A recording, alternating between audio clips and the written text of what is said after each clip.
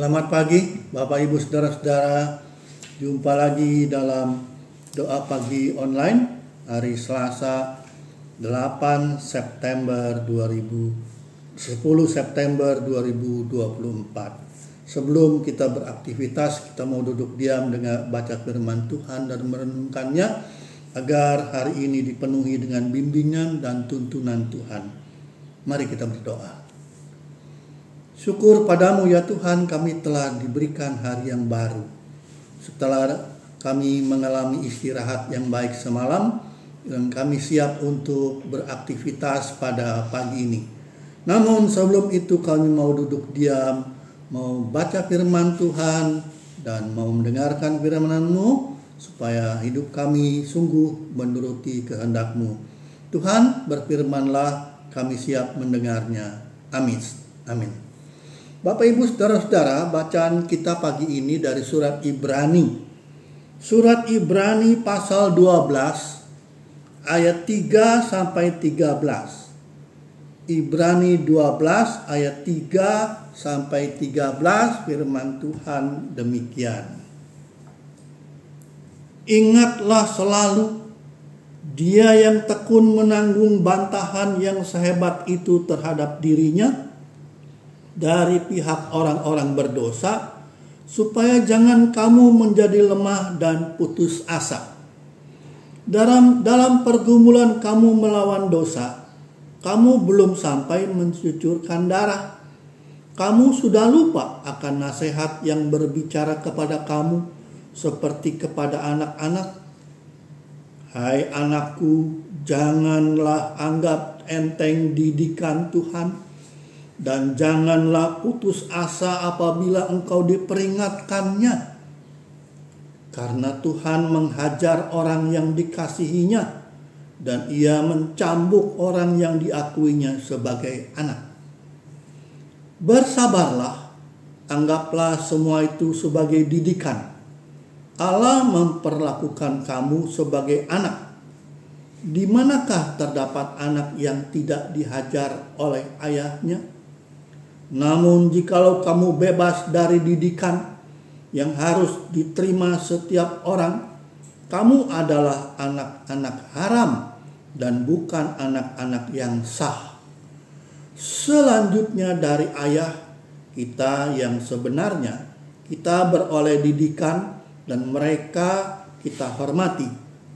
Kalau demikian, bukankah kita harus lebih taat kepada Bapa segala roh, supaya kita hidup? Sebab mereka mendidik kita dalam waktu yang singkat, sesuai dengan apa yang mereka anggap baik. Tetapi Dia menghajar kita untuk kebaikan, supaya kita beroleh bagian dalam kekudusannya. Memang tiap-tiap didikan pada waktu diberikan tampaknya tidak mendatangkan sukacita, tetapi duka cita. Namun kemudian didikan itu menghasilkan buah kebenaran yang memberikan damai kepada mereka yang dilatih olehnya. Sebab itu kuatkanlah tangan yang lemah dan lutut yang goyah. Luruskanlah jalan bagi kakimu, sehingga yang pincang jangan terkilir, melainkan sembuh. Demikian bacaan Alkitab kita, dan tema kita pagi ini adalah didikan penyembuh jiwa. Bapak Ibu Saudara-saudara, kalau kita mendengar kata didikan, itu kita akui sebagai kata yang tidak menyenangkan. Sebab kata didikan itu berhubungan dengan kata disiplin. Artinya juga siap dikoreksi.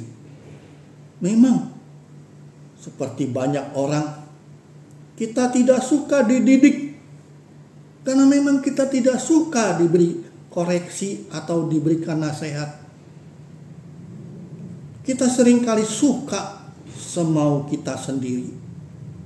Saudara-saudara, Alkitab mengatakan anak-anak yang tidak mau dididik adalah anak-anak gampangan, gampang menyerah, gampang tersinggung, gampang sakit hati, dan lain-lain. Saudara-saudara, kalau kita lihat tokoh-tokoh Alkitab, baik itu Musa, Yusuf, Daud, Daniel, mereka harus melewati sekolah Tuhan. Tuhan mendidik mereka agar menjadi orang yang tangguh. Saudara-saudara, mereka kemudian memang menjadi tokoh-tokoh iman. Kita akui sedikit orang yang ingin mengalami didikan. Saudara-saudara, bagaimana mungkin kita bisa dipakai oleh Tuhan, dibentuk oleh Tuhan, kalau kita tidak mau menerima didikan dari Tuhan? Seorang bapak mendidik anaknya dengan maksud dan tujuan ke depan yang lebih baik. Memang didikan menyakitkan, tapi Bapa di surga tahu itu adalah untuk kebaikan sang anak ke depan. Seringkali kita banyak mengeluh karena didikan itu memang keras. Karena didikan itu, saudara-saudara, kita harus nurut, padahal kita senangnya menuruti diri sendiri. Saudara-saudara, didikan model apa yang Tuhan izinkan terjadi dalam hidup kita? Dalam surat Ibrani dikatakan bahwa sang ayah yang baik memang justru memberikan didikan yang lebih membuat kita ke depan, hidup kita lebih baik. Saudara-saudaraku yang Tuhan kasihi, surat Ibrani memberikan semangat kepada setiap orang yang sedang berjuang menuruti kehendak Allah. Tidak mudah hidup dalam lingkungan orang-orang yang diliputi oleh kejahatan, kecurangan. Tetapi kalau Kristus menjadi teladan hidup kita, kita akan semakin dimampukan berjuang melawan ketidakbenaran dan dosa. Saudara-saudara, menaati Tuhan tidak selalu mudah. Mengikuti didikan Tuhan tidak gampang. Tapi lihat, seperti ikan yang berenang melawan arus air, ketaatan mengikuti melakukan didikan Tuhan itu akan menjadi bukti bahwa kita memiliki hidup dan tujuan yang jelas. Sebab bukan hanya ikan yang sudah mati yang harus dihanyutkan oleh air. Seringkali hidup kita mati secara rohani, dihanyutkan oleh hal-hal yang buruk. Maka janganlah mengeluh kalau kita mengalami didikan Tuhan, karena itu akan menyembuhkan jiwa. Saudara-saudaraku, Tuhan membuat proses pendidikan bagi kita secara luar biasa. Tetapi jarang kita mengikutinya karena kita seringkali cengeng. Saudara-saudara, ingatlah, kalau Tuhan memberikan kepada kita didikan, Dia sedang memberikan berkat. Kehadirannya mendidik kita.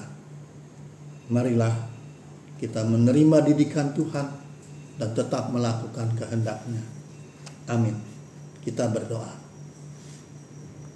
Terima kasih Tuhan, Engkau tidak membiarkan kami hidup semau-maunya. Tapi sebagai Bapa, Engkau mau mendidik kami, baik lewat berbagai peristiwa, supaya kami sadar arah hidup, tujuan yang jelas itu, melewati hal-hal yang memang sulit, tetapi semua itu membawa kehidupan ke depan menjadi lebih jelas. Mampukan kami bertahan, kuatkanlah kami Tuhan, peganglah tangan kami supaya kami terus berjalan bersama-Mu. Kami mau menyerahkan hari ini dalam pimpinan penyertaan pertolongan Tuhan, supaya hidup kami tidak sia-sia. Berkatilah kami ya Tuhan, baik secara pribadi, keluarga, dan gereja. Dalam nama Yesus kami mohon dan berdoa. Amin. Bagi Bapak Ibu yang memiliki pergumulan khusus dan ingin didoakan, bisa menghubungi rekan-rekan pendeta di nomor berikut.